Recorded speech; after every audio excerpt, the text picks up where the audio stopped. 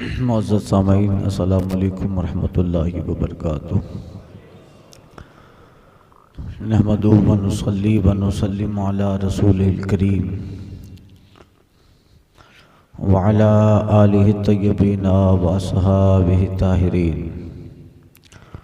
وعلماء ملتہ و شہداء محبتہ و اولیاء امتہ الی یوم الدین۔ اما بعد فاعوذ باللہ من الشیطان الرجیم، بسم اللہ الرحمن الرحیم۔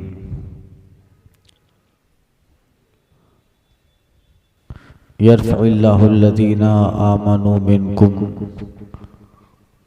وأوتوا العلم درجات۔ صدق اللہ وصدق رسول النبی الامین المتین الکریم ونحن علی ذلک لمن الشاہدین والذاکرین والمطمئنین والحمد للہ رب العالمین۔ بارگاہ رحمت عالم، رحمت تمام،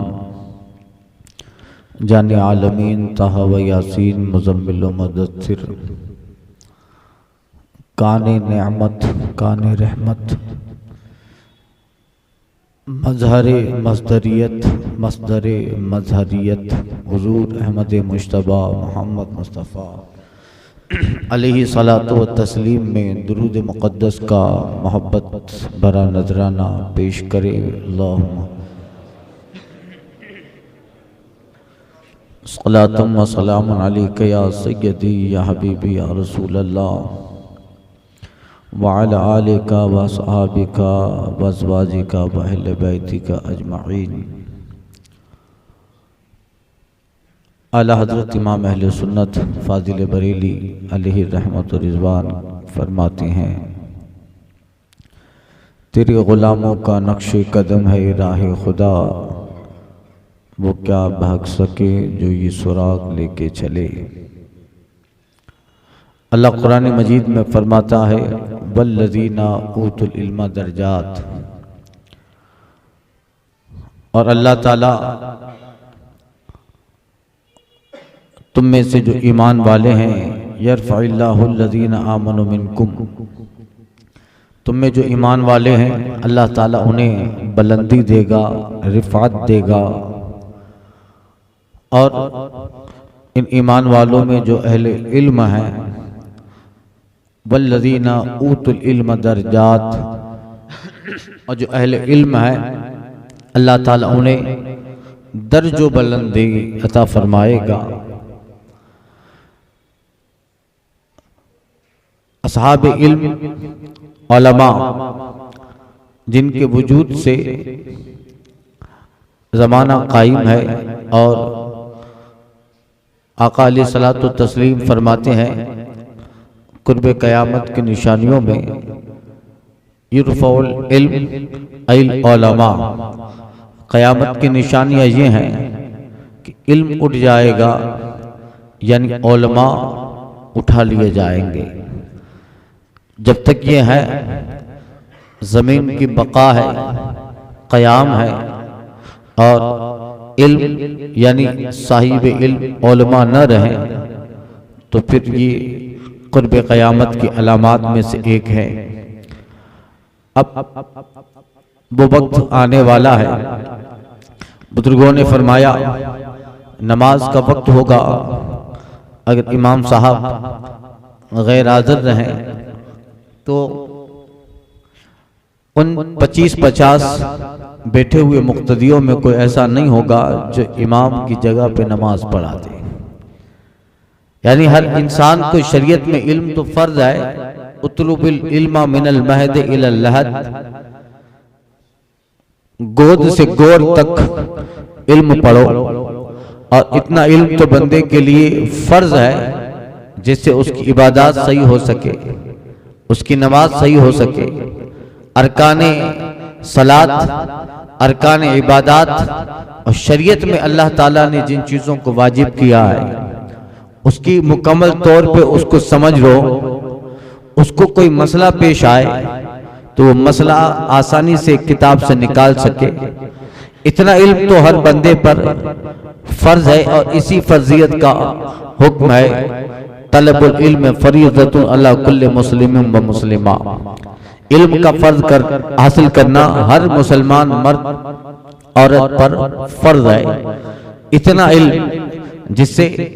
عبادات صحیح ہو سکتی ہوں، بندگی صحیح ہو سکے۔ حج فرض ہے تو وہ حج کے ارکان صحیح سے ادا کر سکتا، زکوٰۃ کے مسائل سے واقف ہو۔ نماز چونکہ فرض ہے تو نماز کے بھلے گہرائی کے مسائل نہ ہو، مگر میری نماز میں یہ غلطی ہوئی تو سجدہ سہو آئے گا کہ نہیں، قرأت صحیح ہو، اس کے الفاظ صحیح ہو، مخرج صحیح ہو، پروناؤنسنس عربی کا صحیح ہو، الفاظ مخارج درست ہوں۔ یہ ساری چیزیں ہر مسلمان پر ضروری ہے جس سے عبادت صحیح ہو سکے۔ مگر قرب قیامت کی علامات میں اب کافی حضرات درس حدیث میں آتے ہیں، یہ مشکات شریف ہے، حدیث شریف کی کتاب صاحب مشکات نے اس میں کئی ہزار حدیثیں نقل فرمائی ہیں۔ اس میں ایک پورا بیان ہے، کتاب الساعہ، باب الساعہ، قیامت کا بیان، ان کے ضمن میں علامات قیامت صاحب کتاب نے نقل فرمائی ہے۔ اب ان میں علم کا اٹھ جانا آج دیکھا جاتا ہے، کہیں جگہ ایسا ہے امام صاحب غائب رہے تو پھر مقتدیوں میں کوئی اتنا قابل نہیں ہوتا ہے کہ چلو امام صاحب نہیں ہے تو میں ہی 2 رکعت پڑھا دوں فجر کی۔ یہ مجھ پہ بیتی ہے، ایسا نہیں ہے، میں کہہ رہا ہوں، میں تو الحمدللہ، لیکن ایسا ہوتا ہے۔ آپ پھر نہ سمجھے کہ مولانا صاحب پہ شاید کوئی بیت گئی ہے، نہیں، ایسا نہیں ہے۔ کامنلی بات کرتا ہوں، ایسا واقعات ہمارے سامنے آتے رہتے ہیں۔ تو قیامت کے قریب وہ وقت آئے گا، صالحین علماء کہتے ہیں مسجد میں ابھی تو چونکہ مقرر امام ہے تو چلو وہ کبھی غیر حاضر ہے تو بعد میں کوئی آیا پڑھا دیا، یا نہیں ہوا تو اپنی اپنی پڑھ کے چلے گئے۔ مگر قرب قیامت میں جو بات آئے گی وہ ایسی ہوگی کہ مسجدیں ہوں گی مگر امام نہیں ملے گا، لوگ باہر جائیں گے کہ کسی کو تلاش کرے، امام عالم تو ملنا مشکل ہوگا، کیونکہ حضور فرماتے یرفع العلم ای علماء، علم اٹھ جائے گا، یعنی علماء ہی اٹھا لیے جائیں گے، بڑے بڑے علماء۔ اب دیکھیے ماضی میں اب آپ یہ 10-15 سال پیچھے چلے جائیں، اہل سنت والجماعت کے وہ علماء جن کو کھمبا کہا جائے اہل سنت والجماعت کا، جو ستون تھے، قرب قیامت، علامات قیامت قریب آ رہی ہیں اور اس کی نشانیاں بڑے بڑے علماء ان ماضی قریب میں 20-25-30 سال کے اندر کیسے کیسے علماء جن کی وجہ سے سنیت کی بہاریں تھیں، سنیت کی بقا، اور ان کا ایک ایک جلسے میں تشریف لے جانا پورے علاقے کو سنیت میں مضبوط کر دیتا تھا۔ اب اٹھتے جا رہے ہیں۔ ماضی قریب میں ایک عالم ربانی احمد آباد کے ہمارے دوستوں میں تھے، مولانا اسلم صاحب قبلہ، وہ ابھی جو ہے انتقال فرما گئے 15 دن پہلے۔ اللہ تعالیٰ ان کو غریق رحمت کرے اور ان کے درجات بلند فرمائے، اور بڑے بڑے علماء کرام تشریف لے گئے۔ ماضی میں کچھ سال پہلے نائب حضور مفتی اعظم ہند وارث علوم اعلی حضرت سرکار تاج الشریعہ علیہ رحمت و رضوان تشریف لے گئے، اور حضرت علامہ مفتی شعیب رضا صاحب قبلہ ہیں، اور کافی ہمارے علاقوں میں یہ کیا ہے، قرب قیامات ہیں، علماء نہ رہیں گے۔ ایک تو یہ کہ جب علماء نہیں ہیں، دوسرا یہ کہ جو نئی نسل آ رہی ہے اس میں لوگوں کو عالم بنانے کی فکر نہیں ہے۔ ایک جو کوٹا ہے وہ کوٹا کم ہو رہا ہے، دوسری سائیڈ میں اس کوٹے کو بڑھانے کا، اس میں وکست کرنے کا کوئی ہم نے سامان پیدا نہیں کیا نا۔ اب ظاہر بات ہے، ورنہ چلو ایک ادھر سے کوٹا کم ہو رہا ہے کہ عالم جا رہے ہیں، مگر عوام اپنے بچوں کو عالم بنا رہی ہے۔ ان کی جب عمر ہو جائے گی تو یہ پڑھ کے فارغ ہو کے عالم بنتے ہوں گے، یہ حافظ بن گئے ہوں گے تو کمپنسیٹ رہے گا، اعتدال رہے گا۔ ایسا بھی نہیں ہے، علماء چلے جا رہے ہیں، اور ابھی جو نئی نسل ہے لوگوں کے دماغ میں انگریزی کا بھوت سوار ہے، لوگوں کے دماغ میں چائنا کی لینگویج سیکھنے کا بھوت سوار ہے، اور اپنے فکر میں بس اسی طرح کی سوچ ہے کہ اب مولانا بنے گا، عالم بنے گا۔ ارے عالم نہ بناؤ اپنے بیٹے کو، مگر اتنا تو پڑھاؤ کہ اس کا عقیدہ محفوظ رہے، اس کا دین محفوظ رہے، اس کی عبادت بہتر رہے۔ ایک طرف علماء جا رہے ہیں، دوسری طرف آنے والی نسل کے اندر ماں باپ گھر کے بڑوں کے رجحانات کیسے ہیں؟ اب اسکولوں میں رہیں، علماء مدارس خالی ہو گئے، اسکولوں میں جگہ نہیں ملتی اور مدارس میں بلانا پڑتا ہے کہ بچے آئیں تاکہ ہمارے مدارس ہمارے جامعات چلتے رہے۔ اب یہ حال ہے، علماء بننا لوگ چھوڑ دیے ہیں۔ جب ایسے حالات یہ اعلیٰ علامات قیامت ہے، ظاہر بات ہے جہاں عالم نہ رہے گا، علماء نہ رہیں گے، اس قوم کے اندر گمراہیاں پنپنے لگتی ہیں۔ اگر کسی جگہ کسی آبادی میں ایک اچھا عالم نہیں آتا ہے، 20-25 سال کے بعد اس قوم کا حال دیکھیے گا، بڑے بڑے کبیرہ گناہ بھی عبادت کے طور پہ استعمال کرنے لگتے ہیں۔ میں ایک جگہ کہیں پروگرام میں گیا تھا 1-1.5 سال پہلے، اس طرف کا کوئی وادی اور دیہات کا علاقہ تھا جہاں بیان تھا، وہ جس گاؤں میں بیان تھا مسلمان کے گھر تھے، کافی 25-30-50 شاید مکان ہوں گے، تو دیکھا کہ وہاں جگہ جگہ ہر مسلمان کے گھر میں سائیں بابا کی مورتی لگی ہے اور سب لوگ رات کو شام میں اس پہ اگربتی بھی کر رہے ہیں اور اس کو مان رہے ہیں کہ یہ تو سب کے ہے نا، اور لوگ بھی ایسا ہی اس کے اوپر فلمایا جاتا ہے، طرح طرح کی سلیریں بنائی جاتی ہے، سب کا مالک ہے، یہ ہمارا بھی ہے، ان کا بھی ہے۔ ایسا اسلام میں نہیں ہوتا ہے۔ اسلام میں ایک خدا ہے، اس کے بعد اس کے رسولوں پہ ایمان لے آنا، آمنت باللہ وملائکتہ وکتبہ والیوم الآخر بالقدر خیرہ وشرہ من اللہ تعالی والبعث والبعد الموت۔ سب کو ماننا نہیں ہے، اللہ نے جن کو ماننے کا حکم دیا، کتابوں پہ ایمان لیا، نبیوں پہ ایمان لیا، جنت و دوزخ پہ ایمان لیا، تقدیر پہ ایمان لیا اور ملائکہ پہ ایمان لیا، حضور کو آخری پیغمبر مان اور صرف خدا اللہ کو مان، عبادت کے لائق پروردگار کو مان، اسی کو سجدہ کرنا ہے۔ یہی اسلام کا کنسپٹ ہے، ایسا نہیں کہ اس کو بھی مانے اس کو بھی مانے، نہیں نہیں، اسلام ایک صاف شبیہ دیتا ہے، ورنہ تمہاری اسلام کو ضرورت نہیں ہے، ہمیں ضرورت ہے، قوم کو ضرورت ہے، انسانیت کو ضرورت ہے۔ اسلام کو کوئی ضرورت نہیں ہے کوئی اسلام کو مانے نہ مانے۔ اللہ فرماتا ہے فَإِن كَفَرْتُمْ فَإِنَّ اللَّهَ غَنِيٌّ عَنِ الْعَالَمِينَ، اگر ساری دنیا کافر ہو جائے تو اللہ تعالیٰ بے نیاز ہے، اس کو کوئی فرق نہیں پڑتا ہے۔ بندے کو ہے سب چیزوں کی ضرورت، بندے کو اسلام کی حاجت ہے، اس لیے اللہ فرماتے ہیں من شاء فلیؤمن ومن شاء فلیکفر، جو ایمان لے آئے، جو چاہے کفر پڑے، رب کو کیا پڑی ہے، اگر بندہ ایمان لے آیا اس کے لیے آخرت بہتر ہے، اس کے لیے اللہ تعالیٰ کی رحمتیں اور عنایتیں اور نوازشات عالم قیامت میں اس کو ملنے والی ہے، اس لیے صاف شبیہ دے دی گئی۔ اور سورہ بقرہ میں فرمایا یا ایھا الذین آمنوا ادخلوا فی السلم کافہ،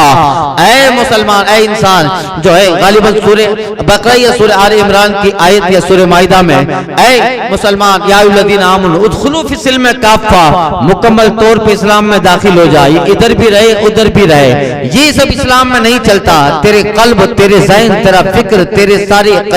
رجحانات جو ہے اسلام کی طرف مائل ہو اور مکمل طور پہ توحید پرست ہو جا، حضور کی رسالت کو ماننے والا ہو جا۔ اس لیے یہ آیت کریمہ کب نازل ہوئی معلوم ہے، تفسیر میں آپ سے عرض کر چکا، یہ حضرت عبداللہ بن سلام جو یہودیوں کے بہت زبردست عالم ہیں،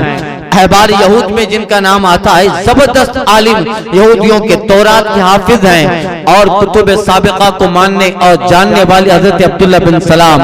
ان کے جب دین یہودیت پر تھے اور مذہب یہودیت پر تھے اور سرکار صلی اللہ علیہ وسلم کو پھر دیکھا، واقعہ آپ نے سنا ہوگا، آقا کو دیکھیں، سرکار کا چہرہ دیکھا حضرت عبداللہ بن سلام نے اور فرماتے ہیں ما رأیتو، میں نے کبھی بھی ایسا حسین چہرہ نہیں دیکھا، وما ھذا الوجہ بوجہ کذاب، یہ چہرہ کبھی جھوٹے کا نہیں ہو سکتا ہے۔ یقیناً جو پیغمبر کہتے ہیں وہ صحیح بات ہے، ایمان لے آئے، کلمہ پڑھا، مقام صحابیت حاصل ہوا اور قرآن میں کئی ایک آیتیں ہیں جو اللہ نے عبداللہ بن سلام کی تعریف میں نازل فرما ڈالی۔ اب یہ حضرت عبداللہ بن سلام ہیں، مگر دین یہودیت پر تھے۔ یہودیوں کے دین میں اس زمانے میں تھا اونٹ کا گوشت، اونٹنی کا دودھ نہیں پی سکتے، یہ یہودیت میں حرام تھا۔ دین یہودیت کے اندر اس کو ممنوع کرا دیا، یا تو انہوں نے ہی کر لیا تھا اپنے اوپر حرام، اونٹ کا گوشت، اونٹنی کا دودھ نہ پیئے، مگر اسلام میں یہ چیز مباح ہے۔ ضروری نہیں کہ آپ کھاؤ اونٹ کا گوشت، اونٹنی کا دودھ، مباح ہے۔ اگر کھاتے ہو اونٹ کا گوشت اور اونٹنی کا دودھ پیا، مباح ہے، پیو، پی سکتے ہو، نہیں پینا کوئی مسئلہ نہیں ہے، نہ پینے میں ثواب نہ پینے میں عذاب، میڈل درمیان میں ہے، مباح اس کو کہا جاتا ہے۔ اب آدمی جیسے بہت ساری چیزیں اسلام میں مباح ہے، مرغی کھاؤ، مٹن کھاؤ، یہ سب چیزیں، مچھلی کھاؤ، مباح ہے، یہ سنت بھی نہیں ہے، بس آپ کھا رہے ہیں، اگر کھاؤ گے تو آپ پہ گناہ نہیں ہے، نہ کھاؤ گے تو کوئی عذاب نہیں، اس کا الٹا بھی نہیں، اب یہ مباح چیزیں ہیں۔ حضرت عبداللہ بن سلام جب اسلام میں آئے، داخل اسلام ہوئے، آقا کا کلمہ پڑھا اور صحابیت کا مقام ہوا،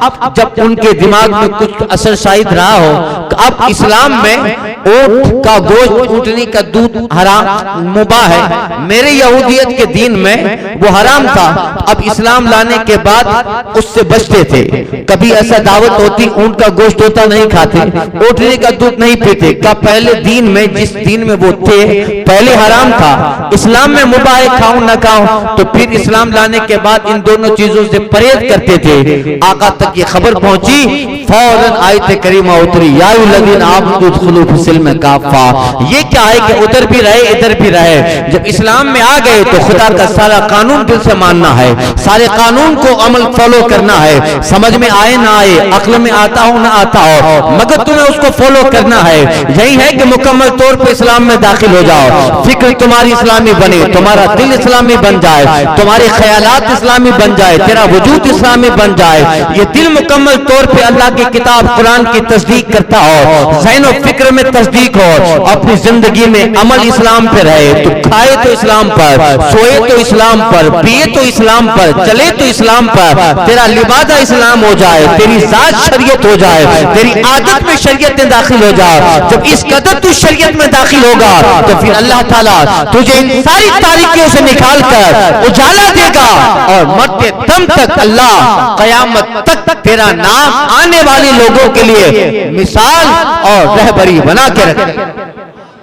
اس لیے اہل علم چلے جا رہے ہیں، علماء اور آنے والی نسل ہیں وہ اپنے بیٹوں کو عالم بنانے کی فکر نہیں کرتی، بھلے دنیا کا علم تو ضروری ہے، education is most important for everyone، اس شخص کے لیے ایجوکیشن تعلیم ضروری ہے، دنیا میں رہنا ہے تعلیم ضروری ہے، گنان ضروری ہے اور ایجوکیشن ضروری ہے، مگر اس کا مطلب یہ نہیں کہ آپ اس میں اتنے غرق ہو جائیں کہ اب گمراہیت کے شکار ہو جائیں۔ اس لیے علماء کہتے ہیں دین کی تعلیم کے ساتھ دنیا کی لگام ہونی، دنیا کی تعلیم کے ساتھ دین کی لگام ضروری ہے۔ دنیا میں بھلے پڑھو آپ انگریزی پڑھو، آپ سائنٹسٹ بنو، آپ فلسفہ پڑھو، آپ جغرافیہ پڑھو، میتھ پڑھو، کیمسٹری پڑھو، ساری چیزیں پڑھو، مگر یاد رکھو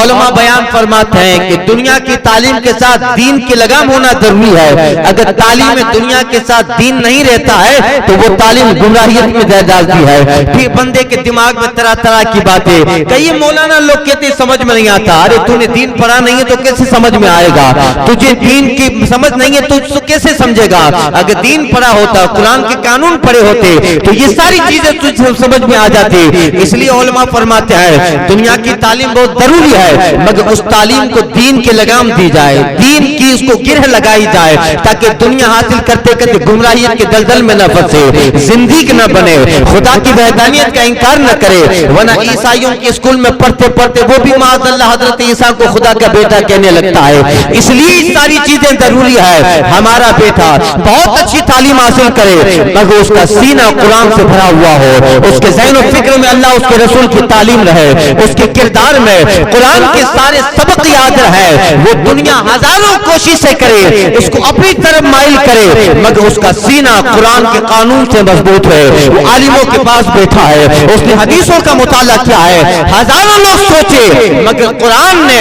ایسا مضبوط بنا دیا وہ ہمارے بیٹے کو، ہزار اندھیروں میں بھی ہدایت کا راستہ بنا کے منزل کو پا لیتا۔ یہ ساری چیزیں ہیں، علم بہت ضروری ہے۔ اس لیے ان آیت کریمہ جو میں نے پڑھی اس میں اہل علم کی تعریف فرمائی، والذین اوتوا العلم درجات، اللہ تعالیٰ جسے علم دیتا ہے انہیں اللہ تعالیٰ درج و بلندی عطا فرماتا ہے۔ جو علم ہے، صاحب علم ہے، اصحاب علم ہیں، ان کے درجے الگ ہیں کہ وہ قوم کے رہبر ہیں، قوم کے امام ہیں، انہیں ثواب بھی ان کی عبادتوں کا ڈبل دیا جاتا ہے، اس لیے کہ یہ مبلغین ہیں، یہ علماء ہیں، اور انہی کی وجہ سے قرآن کی تعلیمات و احادیث کی تعلیمات ہیں، اور جن کو اللہ نے صاحب علم بنایا تو پھر ان کا مقام اور ان کو منصب بھی اللہ تعالیٰ نے ایسا دیا۔ آپ نے صاحب علم کا نام سنا ہوگا، ایک جلیل القدر، ایک زبردست جن کے علم کا آج بھی دنیا لوہا مانتی ہے، امام بخاری رحمت اللہ تعالیٰ علیہ، محمد بن اسماعیل بخاری، اللہ اللہ کیا مقام اور اللہ تعالیٰ نے کیسا علم دیا تھا۔ تقریباً حضرت امام بخاری کو 7 لاکھ حدیث رسول اللہ کی یاد تھی۔ آپ اندازہ تو لگاؤ، یہ سینہ 7 لاکھ حدیثوں سے بھرا پڑا ہے، اور امام بخاری کی تربیت بھی اس ماحول میں ہوئی، تعلیم بھی اس ماحول میں ہوئی۔ ماں باپ کا جیسا یوگدان اپنے بچوں پہ رہتا ہے، ماں باپ کی جس طرح کی قربانیاں اپنے بچوں پہ رہتی ہے، آگے چل کر بیٹا اسی نہج پہ آتا ہے، اسی طریقے کو بیٹا اختیار کرتا ہے۔ اس لیے ماں باپ کی تعلیم بچپنے میں ضروری ہے۔ اس لیے کہا ہے the first school of the child is the lap of mother، بچوں کی سب سے پہلی درسگاہ، سب سے پہلا بچوں کا مدرسہ ماں کی گود ہوتی ہے، وہاں سے بچہ پروان چڑھتا ہے۔ مدرسہ اور جو ہے اسکول تو سکھاتا ہے، تربیت ماں کی گود دیا کرتی ہے، اخلاق ماں کی گود دیتی ہے، ماں کا کردار بچے کو اخلاق دیتا ہے۔ امام بخاری اس بچپن میں اور اس زمانے میں آنکھیں کھولی ہے، ان کے والد گرامی زبردست عالم ہے، ماں دیکھو تو عابدہ، زاہدہ، تہجد گزار، اشراق کی پابند ہے۔ اللہ اللہ اللہ نے کیا مقام دیا۔ 7 سال کی عمر جب امام بخاری کیا ہوئی ہے، 7 سال کی عمر میں 17,000 رسول اللہ کی حدیث سے امام بخاری نے یاد کیا۔ آپ بتاؤ 7 سال کی عمر میں 17,000 حدیثیں، اور بھی راویوں کے نام کے ساتھ، راویوں کے حالات کے ساتھ۔ یہ راوی حدیث کا کہاں پیدا ہوا، اس نے کس کو یہ حدیث سنائی، یہ ہوتے ہوتے یہ حدیث تابعین تک آئی، امام بخاری کے استاد تک آئی، امام بخاری کے استاد نے یہ حدیث امام بخاری کو دی۔ اس حدیث سے لے کر رسول اللہ تک کتنے صحابہ اس درمیان میں آئے، ہر حدیث میں 2 4 10 صحابہ ہیں، ان کی ساری زندگی امام بخاری کو یاد ہے۔ یہ کہاں پیدا ہوئے، انہوں نے کہاں آنکھیں کھولی، انہوں نے علم حدیث کہاں پڑھا، انہوں نے کہاں وفات پائی، وہ بصرہ میں کتنا رہے، وہ کوفہ میں کتنا رہے، وہ کن کے زمانے میں کیا کام تھا، ان کے سارے حالات بھی یاد ہے۔ اور ان کے راویوں کے ساتھ انہوں نے جو حدیث روایت کی، 7 سال کی عمر میں 17,000 حدیثوں کے حافظ امام بخاری بن چکے ہیں۔ تعلیم ہے اپنے ماں باپ کی، یوگدان ہے بچوں پہ اپنے ماں باپ کا، قربانیاں ہیں ماں باپ کی، تو بچہ زمانے میں وہ مقام لیتا ہے۔ دنیا میں مصر میں جاؤ تو امام بخاری، لبنان میں جاؤ تو امام بخاری، یورپ میں جاؤ تو امام بخاری، آج شام و فلسطین میں جاؤ، دنیا کے تاجوروں کو کیا نام ملے گا، آج ممبروں پہ بیٹھ کے امام بخاری کا نام لیا جاتا ہے۔ درسگاہوں میں علم کی سند امام بخاری ہے، بچے کو اس وقت عالم نہیں مانا جاتا جب بخاری کی لکھی ہوئی کتاب بخاری شریف نہیں۔ یہ مقام، یہ امام بخاری، یہ ساری چیزیں ہیں۔ آپ اندازہ لگاؤ، یہ حضرت امام 7 سال کی عمر میں 17,000 حدیثوں کا حافظ ہو جانا۔ ہمارا بچہ تو بھی ٹنک لیٹل اسٹاری کرتا رہتا ہے، مچھلی جل کی رانی ہے، جیون اس کا پانی ہے، اسی میں پڑا رہتا ہے۔ اور 7 سال کی عمر میں 17,000 حدیثیں بڑے ہوئے ہیں امام بخاری۔ آپ نے 7 لاکھ غالباً سرکار کی احادیث یاد کر لی۔ اب امام بخاری نے سوچا، اے بخاری، اے محمد بخاری، تو انتقال کر جائے گا تو یہ سارا سرمایہ تیرے سینے میں دفن ہو جائے گا،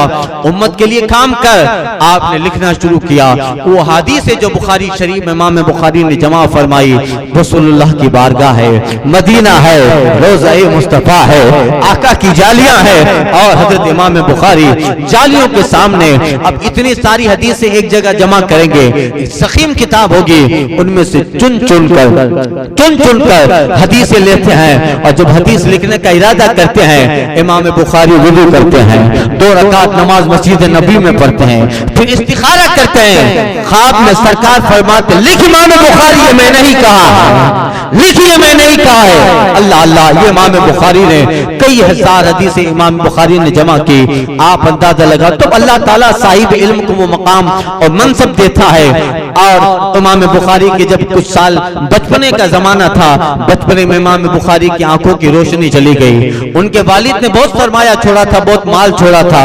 اور مرد انتقال کرتے کرتے اپنے بیگم سے کہا تھا کہ سارا پیسہ میرے بچے کی تعلیم پہ خرچ ہونا ہے، اس کے علم حدیث پہ خرچ چونا ہے، مگر پیسہ سرمایہ تو تھا۔ امام بخاری چلنے کے قابل ہوئے تو آنکھیں کمزور، آنکھوں میں بینائی چلی گئی، آنکھوں میں اندھا پن آ گیا۔ اب ماں ہے، اپنے بیٹے کا علاج کروایا، پیسہ بھی خرچ کیا حکیموں کے پاس، طبیبوں کے پاس، معالجوں کے پاس، مگر کسی کا علاج کارگر ثابت نہیں ہوتا۔ اب ماں ہے، وہ بھی عابدہ ہیں، زاہدہ ہیں، رات کو جو ہے رو رو کر نماز تہجد کے بعد دعا کر رہی ہیں، اے مولا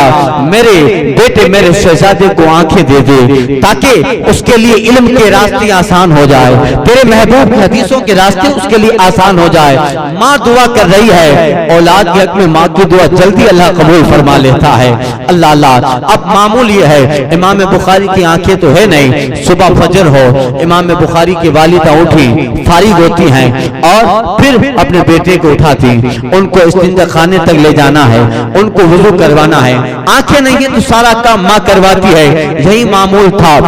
یہی ہوتا رہا۔ ایک دن امام بخاری کی ماں رات کو تہجد پڑھنے کے لیے اٹھتی ہے اور مصلی آنسوؤں سے تر کر دیتی ہے، اے مولا میرا شہزادہ ہے، مجھے اگر تو دولت دی ہے مولا، میں چاہتی ہوں کہ میرا سارا سرمایہ تیری راہ میں خرچ ہو۔ دینے والے مولا تیری بارگاہ میں کیسے کیسے گزرے ہیں، میں بھی کچھ دینا چاہتی ہوں مولا، میں بیٹا تیرے لیے دینا چاہتی ہوں، تیرے دین کے لیے دینا چاہتی ہوں، یہ ہمیشہ ایسی خدمت کرے، اس کی خدمت تیرے دین کے اور تیرے محبوب کی شریعت کے لیے وقف کرنا چاہتی ہوں، مگر مولا میرے بیٹے کی آنکھیں مسئلہ بن رہی ہے، اس کی آنکھوں کی بینائی مسئلہ بن رہی ہے، اسے آنکھ دے دے، روشنی دے دے تاکہ تیرے محبوب کی حدیثیں پڑھے، پڑھ کر سینے میں ضبط کرے اور لوگوں تک تیرے محبوب کی حدیثوں کا سرمایہ پہنچائے۔ ماں ہے، رو رہی ہے، تہجد پڑھ کے سوئی ہے۔ حضرت ابراہیم خلیل اللہ ان کے خواب میں آتے ہیں اور حضرت ابراہیم آ کے کہتے ہیں، اے بندی، اے بندی، تو نے اللہ تعالیٰ کی بارگاہ میں وہ رویا